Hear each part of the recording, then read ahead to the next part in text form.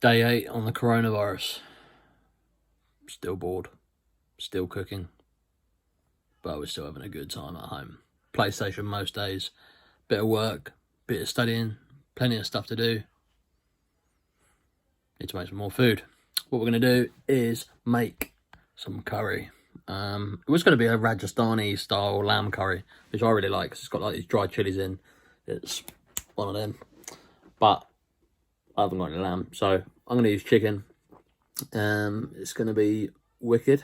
And what we're going to do is, rather than film it, you know, like me doing all this shit and it looks rubbish, what we're going to do is I'm going to put the camera, well, not on my crutch because no one wants to see that. But what we're going to do is have it hovering over the chopping board, and you can see what I'm doing. And then I'm going to do a little commentary running over it. So, all right, so I think that's all. Stay safe, enjoy my curry, and here we go.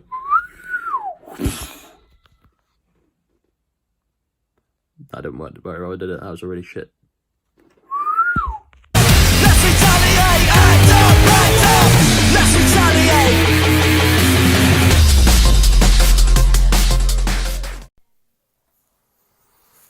So, here we are, making a chicken curry and me doing a commentary. This is a bit weird, really, because although you're watching this at the moment and it's looking like I'm talking while I'm actually making this. Oh, look, there's a bowl of chicken. Yeah, I'm actually not. I'm actually just sitting at my computer desk watching me make it and me just running over talking about shit while I cook dinner. Which actually is a bit more interesting because I think, oh, I look pretty good at making chicken. Pretty good at making curry. I apologise in advance if my daughter runs in because she's a bit of a lunatic and she just likes to interrupt my life when I'm trying to do things I like doing. Anyway, here we are. So, chicken. Get the chicken. First thing I've got to do is marinate it. So, get the chicken, take the skin off. Not much more else to say apart from that. Take the skin off. Also, guys, make sure you're buying free range chicken. Don't buy any of that cheap shit. You know, buy some decent chicken. Going in a curry, putting it in a soup, putting it up your bum, whatever. Make sure it's free range, right? I can give you a little good place to get free range chicken if you want to know. I think they've still got some Farmer's Choice. Hashtag Farmer's Choice, big up Farmer's Choice. Let me know if you want anything from them. I can point you in the right direction. Great guys, all free range, all local as well. Top stuff. They also do really good beef. Anyway, enough of hashtag sponsors. Jason, hit me up on the sponsor, mate. Carrying on with making curry. So that's it. Chicken's in the bowl. I mean, look at that. That knife is sexy, isn't it? That's a good knife. All the way from China. Cut the wings in half, which is pretty easy. To cut a chicken wing in half, well, it's just easy as that. You just saw it. I'll show you again. Down the middle, through the cartilage. Find it there. Oh, look, I pointed it to you. Smash. Straight through. Slid through like a little wing. Oh, there's another one. Oh. Oh, and another one. Oh, this is getting really interesting now. Oh yeah, you want to keep watching now. It's going to get interesting. Right, garlic. If you didn't realise what garlic looks like. That is chili. Garam masala. Oh, I got scared then. Don't know what that is. Skyr. That is like a type of yogurt. Yeah, it's Icelandic yogurt, which means it's basically like Greek yogurt. It's even thicker. It's full of loads of probiotics. And it's low fat, high in protein. Ping. What else do you want more from life? Chop up the old garlic. I don't know if you can hear the actual original video noise in the background. I think you can, can't you? But fuck it, leave it there. I think it sounds good. Actually, no, it sounds shit. Let's turn it down so you can just hear me talking. Question is, guys, for next video, shall I have music as well in the background? Is that going to make things even sexier? I reckon. Anyway, can't be bothered at the moment. Smash the garlic. Give it one of those. Yeah, bit of that. If you want to make it into super fine minced garlic, just put a bit of salt in it and rub it on the back of your knife, and that will make some nice minced garlic. Couldn't be bothered today because coronavirus, you know. Anyway, garlic's in. Get rid of the skin. I'll probably disappear to the bin or wash my hands. Who knows? Yeah. My hands. I'll be back in 3, 2, 1.5. You got to wash your hands properly. None of this like half-assed hand washing stuff. Come on, back. Come on, Ollie. Back to the chopping board, mate. Oh, here he is. Skyr yogurt. Look at that. That is thick deliciousness. Bit of that blob in the chicken. Obviously, because of my poor camera work, you can't actually see me doing anything, but I'm actually blobbing. I'm blobbing it in the chicken, which is a technical term. Learned that from Ramsay. Blobbing.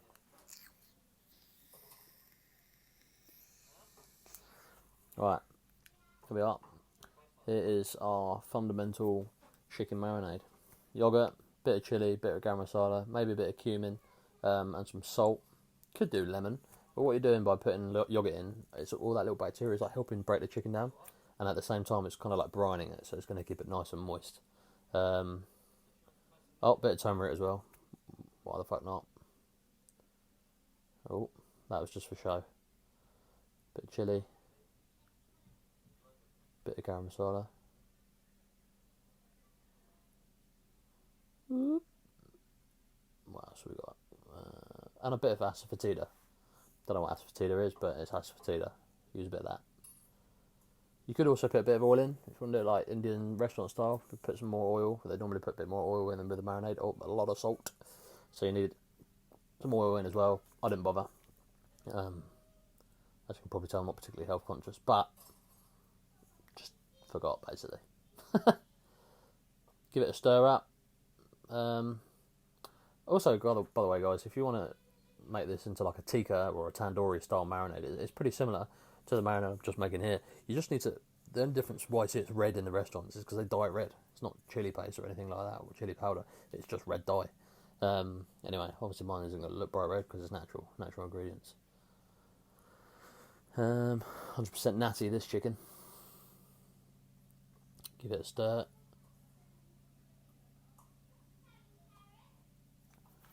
Come on, mate, that's enough. I'm bored of you watching you stirring chicken. Right, what we're doing now is, I don't know what, just staring at a camera doing nothing right now. Yeah, that's a bowl of chicken. Feel free to move on to the next clip, because this is fuck all happening. Anyway, guys, I'll probably like to do some hand gestures on the video as a sort of prompt to myself later on while I'm doing this voice memo that I'm doing right now, is that you want to cling film it, obviously. You want to bang that straight back in the fridge. Cling film it, double cling film it, put it back in the fridge and leave it overnight. That's the best thing to do, alright? At least probably like 4 or 5, 6 hours, preferably. So you could start this early in the morning and it'll be ready to go by dinner. Oh, look, there's me doing hand gestures. See? Well, I knew I did it. Anyway, here we are, next clip. I was going to edit this. Nah, fuck it. There we go, big fuck off onion. It's a 6-pound onion. We cut the onion in half. It's a very big onion, you don't want a little onion, you want a big onion. You cut the onion in half, and you take out the skin of the onion. See, it's an easy peel onion. The reason I have such a big onion is because my uncle's restaurant obviously is closed down because of all the virus shenanigans going on at the moment. So he's like, you want any onions? Yeah, I'll have an onion. So here we are. Big onions. The BFO, they call them. Big fucking onion. Best way to chop an onion is it's like this with a meat cleaver. I like using a meat cleaver. I'm just used to using them by now. I know it looks very Chinese or Asian, but they are shit hot. Meat cleaver isn't, well, the Chinese cleaver is not really a meat cleaver. It will cut meat, but it's actually primarily for cutting vegetables, and it's just like knife through butter. I don't know why I did this. I must have like gone to wash my hands again or something, I reckon. Oh, I'm back in. Chop out the rest of that bit of the onion. Then we'll move on to the rest of the onion. Write in the comments below, guys. What are you doing with your virus days? Are you chilling indoors? Are you still working? Like, I've still got some work to do, but it's pretty much come to a bit of a halt at the moment. So I've decided to do a bit of studying in the meantime. See where that gets me for shits and gigs. But most days, you know, scratch my arse, making food, doing some emails, looking after the kids. The missus is still working pretty much from home full time, so like that's pretty cool. Like I got to be honest, I'm quite enjoying this this virus thing. You know, not obviously for the people who have passed away, but bless them. But me personally, loving it. Obviously looking forward to it all being over, so I can see my old mateys and my family. But every cloud and all that. Anyway, here we are, finished cutting that big flipping onion. All right, done. Now, I can't remember if I show this or not, but what we want to do... no, looking at the clip, I don't think I showed you. Now we're going to cut garlic. So what I want to do, and I don't think I've video recorded this bit, is we need to get a big pot or a big wok, or a flat base wok. By the way, they're dried chilies, guys. But we need a wok and about 2 tablespoons of oil, preferably rapeseed oil. Throw the onions in and sweat them down until they kind of have a nice dark caramel colour. But you'll see that in a bit. Here we are chopping chilies. They're Kashmiri chilies. I don't know why I'm doing all that, like talking to deaf people. A bit of sign language for you. Yeah, putting it in water. So you put the dried chilies in the bowl, chop them up. Oh yeah, you want to soak them overnight. Chop them up, put them in a bowl. On this, we're not using much tomato. I'm just using one tomato. It's not very tomato-y dish really. It's just the colour really comes from the chilies. And acidity comes from, well, a tiny bit of tomato. However, I did later on decide, decided we had some tomato passata, chili passata, tomato and chili passata. So I threw that bad boy in there as well, and why the fuck not?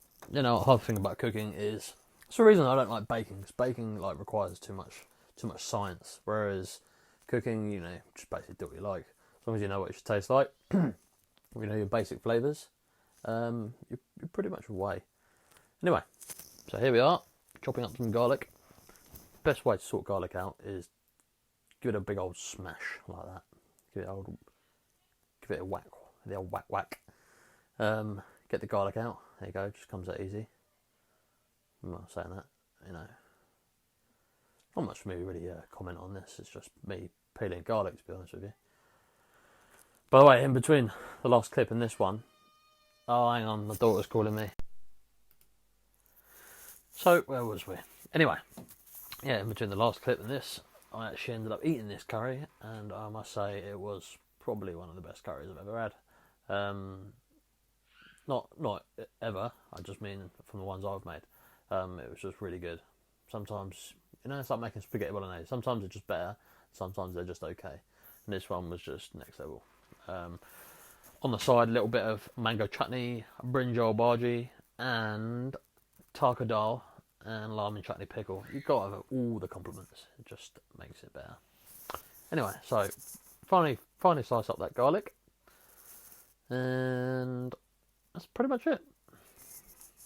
And then what we want to do is obviously that goes in the pan as well, as you'll see in 3, 2, 1. Oh, there we are. Have to use your own. I don't know how I can silence my computer because it's making alright. Oh, there we go. Quiet. Right. So setting it up the old phone, bringing up the stuff near the wok. Don't always do in a wok. Oh yeah, there we are. There's tomato passata I was talking about. So we're going to use that as well. As you can see in the background, yes, tomato passata, mate. As you can see, I've got everything there. Got the wok going. The wok's got the onions in. About half. You only need really one onion, that super-sized onion.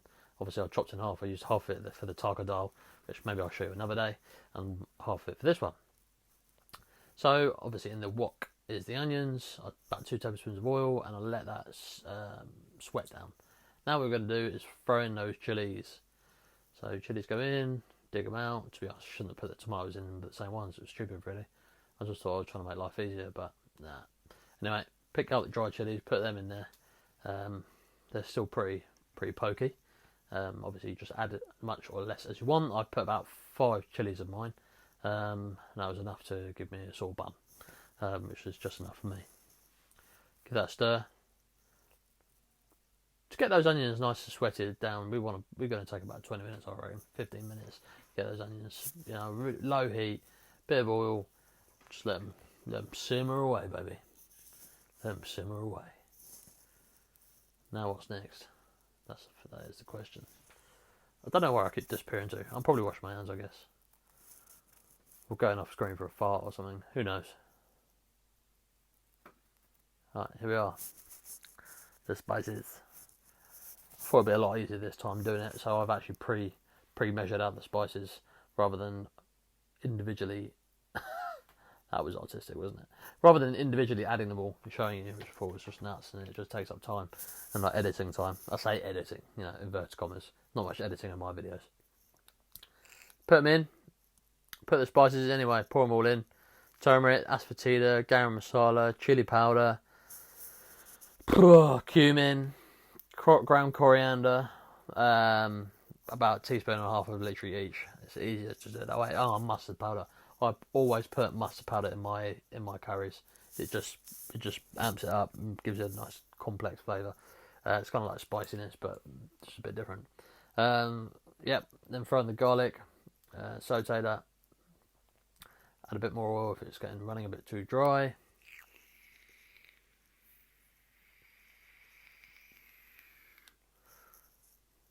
Give it a sniff. It sniffs good. Give it a stir. I mean, you can, obviously, the other way of doing it, in the traditional way, is getting all the spices, stick them in a frying pan, and give them a little toasty toast before you stick the spices in the curry, because that actually helps release the essential oils in the spices, which obviously makes your curry taste better. But my view on it is, if it's already ground and you do that, you might burn them. So I actually normally mix them in. If I've got pre-ground spices, I normally mix them in at this point, because it means that they don't burn. Some recipes say that you should mix it with yogurt and then fry them. That way they don't burn as well. Do it however you like. Obviously, you could do this recipe as well with like chicken breast. If you're a bit of a pussy and you want to eat chicken breast, that's cool. But obviously, I'm not a pussy, so I like to eat chicken thighs with bones in because it actually tastes nicer, and it doesn't dry out so much. I find that chicken breast just dries out, and chicken breast is pretty tasteless. Personally, not being judgmental or nothing. Anyway, you can do it with chicken breast, but obviously, if you're doing it with chicken breast, I'd suggest maybe take out can't even talk. What do you call it? Not season it, not pan fry it, sear it. That's the one. Sear it, seal it, whatever. Seal the breast, get it a bit of colour on either side, and put the sauce in and let it cook only for 5 minutes. Then take it out, then reduce it, and then put it back in at the end. Don't cook it the whole way through, because I think you'll find otherwise it'll just make it dry. And that's just generally why I don't like using cooking with chicken breasts. We can cook it with it, but it's just not my preference. There's a taco dal on the go. It takes ages. I think in the end what I ended up doing, well, not I think I did, what I ended up doing is just sticking it in the pressure cooker, because it was taking forever. The pressure cooker took about half an hour to get them all nice and soft.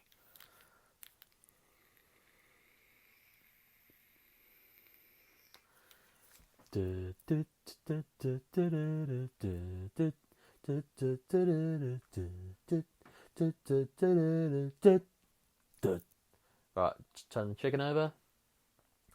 See, as you can see on the old pan, it's getting a bit of colour. We are coming nearly to the end. This curry's not going to take a lot more longer than that. I mean, it'll take about another hour. Probably another 40 minutes, especially with chicken on the bone.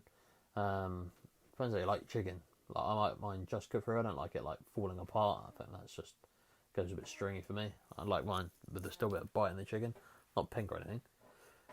Anyway, turn the chicken over. Throw in the water, a little bit of water if it's getting a bit dry, if it's sort of sticking to the bottom.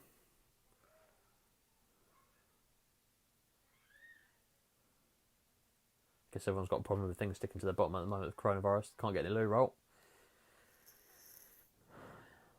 Right, I reckon what we're doing now is going to put the rest of the tomatoes in with the chilies. anytime soon, please, Ollie. Anytime soon. Come on, boy. There we are. Going in.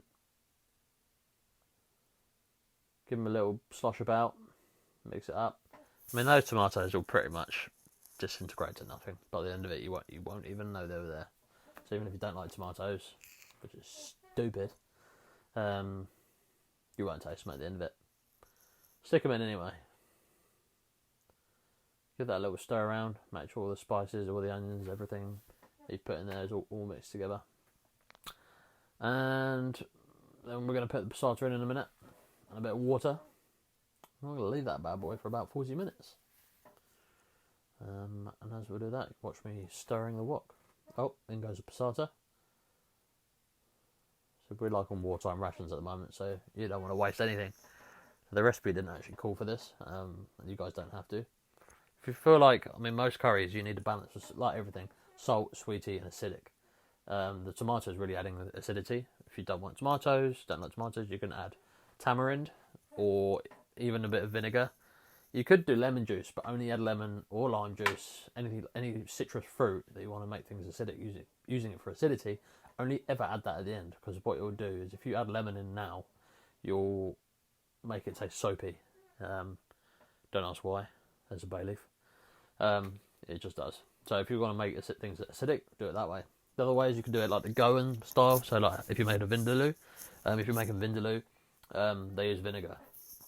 And traditionally, guys, vindaloo should be pork, because it's Goan, and Goan was a Portuguese colony, which was Christian. That's why they ate pork. Anyway, moving on. So you don't have to use tomato. You could use vinegar. And there is the final product. Boom!